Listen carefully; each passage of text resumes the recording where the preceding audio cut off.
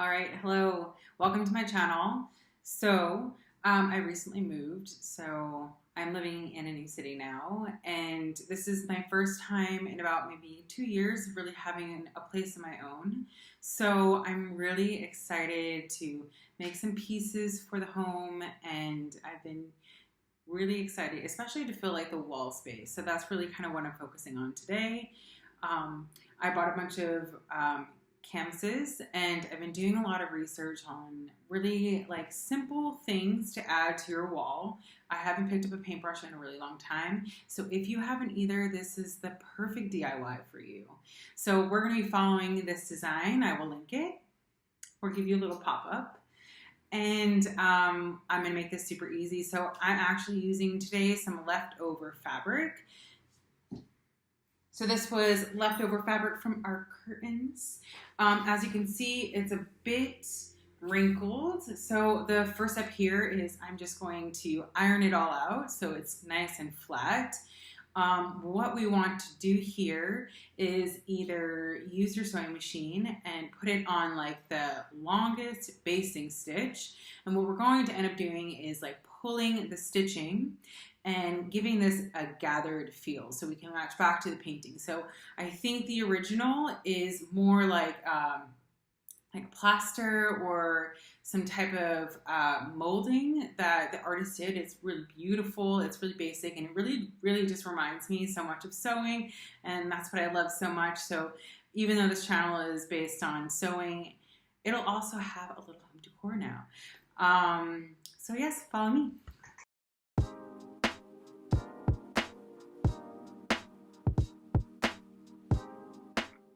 For this project, I'm using an old frame. I was going to do this like yin yang thing on it, but I decided to use it for this project. It was perfect because the fabric totally hid all of my lines from my previous project. And right here, you can just see me lining up my fabric to show where I need to, like the seam allowance on top and bottom, and also like how I'm going to fold it over on the back side.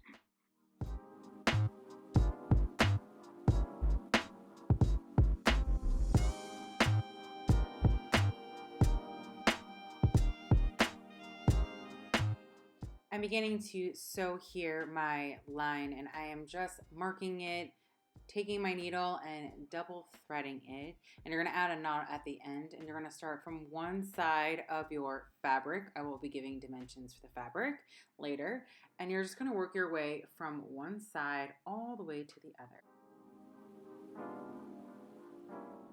Here, so as you can see, I thought I was going to have to put in like 2 rows of stitching up here, but I only have one, and I'm actually only going to be doing this by hand. So I think this is really accessible for everybody. All you needed, right, was my a double threaded regular needle, and I added 1 whole strip stitch. And if you could see, it is just kind of following a grain line here. You can also pull a thread if you wanted to. I have a video on that on my channel. And then I just went in and just started to pull. So you're getting this natural kind of appeal of the original painting, right? The original painting is more like a sculpture, I think, than just this. But the fabric is doing this really nice job here, right? So I'm also going to go in and add another stitching row on the bottom.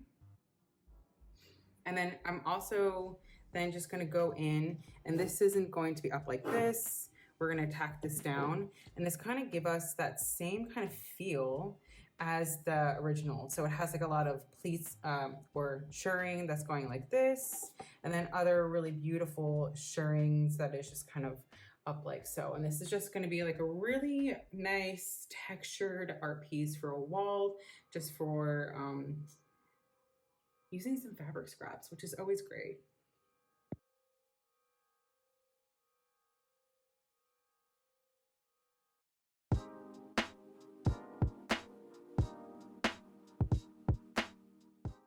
And so then I just kind of began to play with what worked well for this. So I think I kind of just started to go with it. And I got really inspired by the piece where the shirring had started like a little bit in towards the artwork. So that's what I'm doing here. I also thought it would be like really nice for the material to lay flat at the beginning or like the edges of the panel instead of like all the way at the edge. So I'm smoothing it down and kind of just like playing with the shirring just to see what looks good. And what I ended up kind of doing is using part of the shirring and then also kind of maybe making like some pleats in the fabric. So I'm just going along and kind of just like feeling what works the best for this.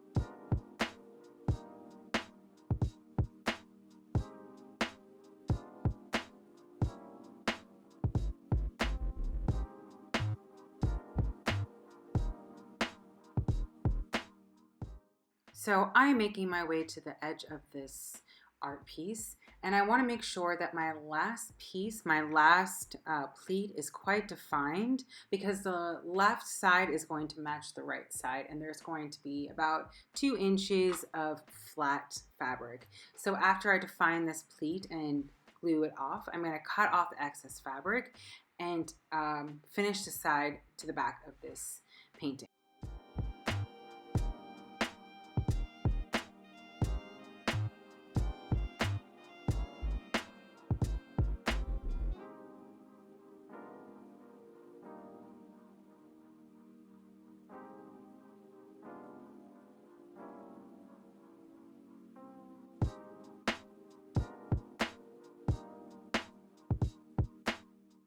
This is where more of the finishing details come in. As you see, I am really pressing down and making all the lines really clear on the edges and on the back, and then you can kind of cut away at all of the extra fabric here. And I thought that one side was a little bit too bulky. I maybe should have cut off that turn back edge from the curtain. So I decided to add little staples here to help lay everything flat. This is totally optional and not too important.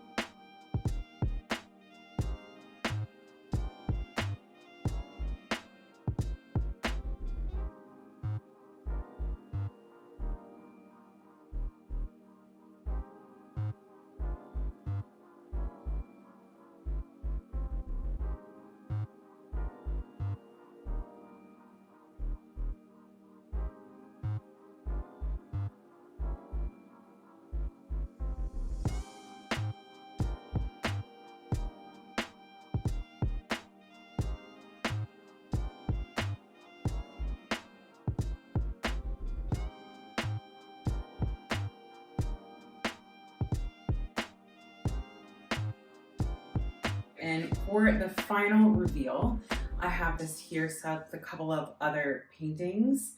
You can also do something similar to this. You can obviously like put it on the wall for like a gallery appearance, or even add a frame for this. I really enjoyed this project. It was really simple.